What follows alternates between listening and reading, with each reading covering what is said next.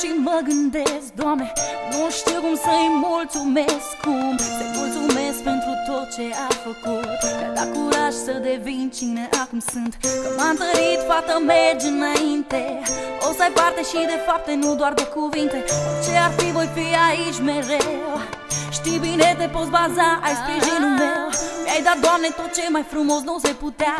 Mi-ai dat speranța să o trăiesc și o trăiesc prin ea. Mi-a fost alături zile bune și nopți grele, când plângeam din despărțiri sau bârfelele.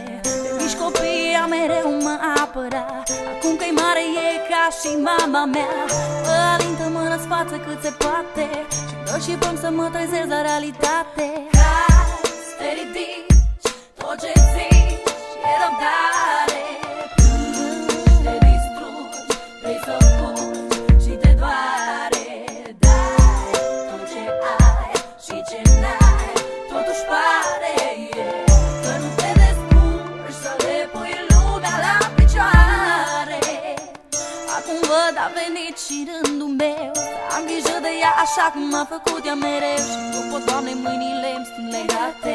Nu pot să fac să o trezesc la realitate. Să pot să spun că viața nu e nedreaptă, să uite tot ce-a fost, că-i fată deșteaptă, că merită tot ce e mai bun.